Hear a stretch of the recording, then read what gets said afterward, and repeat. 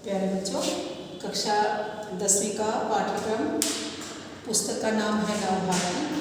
ठीक है, तो कुल अंक कितने होंगे? 80।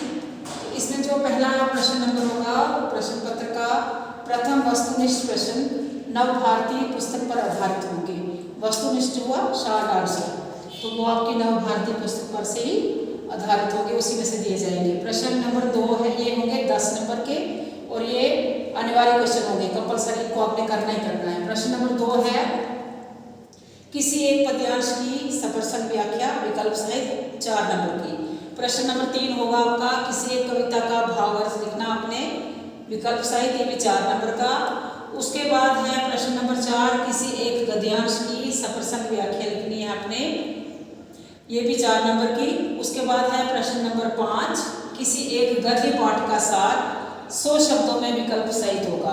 तो आपने गद्य पाठ में से सार लिखना है किसी उपन्यास का या कहानी का, ये 100 शब्दों में लिखना होगा। प्रश्न नंबर 6 है, फिर है गद्य पाठों पर आधारित 3 प्रश्नों के उत्तर विकल्प सहित पूछे जाएंगे। ठीक है, 3 क्वेश्चन गद्य पाठ में से पूछे जाएंगे, लेसनों में से। प्रश्न नंबर 7 है, हिंदी साहित्य का इतिहास में से हिंदी कविता के काल संबंधी उपन्यास, नाटक, कहानी, संकलन इत्यादि, एकांकी, संकलन, रेखाचित्र, संस्मरण, आत्मकथा, जीवनी, साहित्य काल संबंधी 3 प्रश्न पूछे जाएंगे। एक होगा 3 नंबर का, दूसरा होगा 2 नंबर का और तीसरा होगा 3 नंबर का।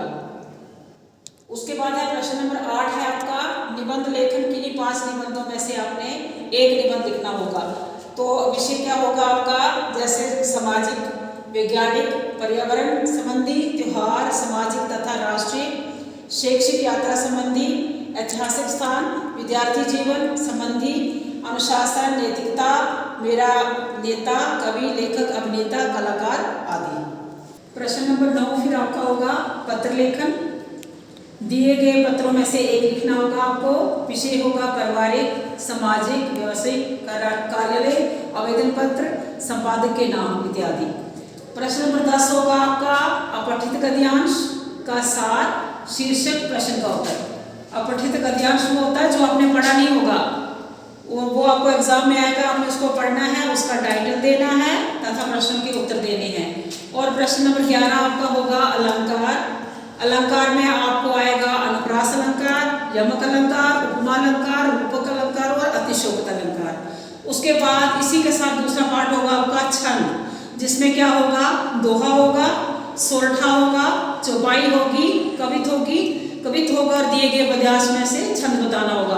आपको छंद दिया होगा तो आपको वहाँ पे लिखा होगा, जैसे दोहा दिया होगा तो आपने उसका छंद बताना है कि ये कौन सा है, ये दोहा है या सोरठा है या चौपाई है। उसके बाद है प्रश्न नंबर 12 का पाठ होगा, दिए गए वाक्यों में से संज्ञा, पदबंध, विशेषण पदबंध तथा क्रिया विशेषण पदबंध छांटना होगा। आपके पास उन्होंने वाक्य दिया होगा, उनमें से आपने इनको छांटना होगा। और खा पाठ होगा वाक्य विश्लेषण, सरल वाक्य, संयुक्त वाक्य तथा मिश्र वाक्य। आपके पास उन्होंने वाक्य लिख कर दिए होंगे, आपने बताना होगा कि क्या ये साधारण वाक्य है, क्या ये संयुक्त है, क्या ये मिश्र है। उसके बाद है गा पाठ, इसका होगा मुहावरे, और आपने किन्हीं 2 मुहावरों का अर्थों का वर्णन करना होगा। उसके बाद प्रश्न नंबर 13 है संधि, संधि विच्छेद, समास विग्रह, वाक्य परिवर्तन, क्रिया, अकर्मक क्रिया और सकर्मक क्रिया।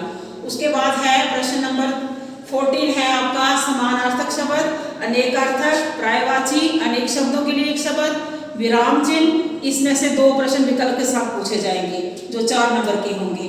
उसके बाद प्रश्न नंबर 15 है,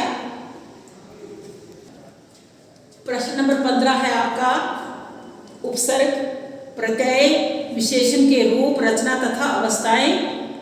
इसमें से 2 प्रश्न विकल्प सहित पूछे जाएंगे, विशेषण की अवस्थाएं पूछे जाएंगी। ठीक है। प्रश्न नंबर 16 है संज्ञा से भाववाचक संज्ञा तथा विशेषण से संज्ञा बनाना, सर्वनाम के भेद तथा उपभेद। इसमें से 2 प्रश्न विकल्प के साथ पूछने हैं 4 नंबर।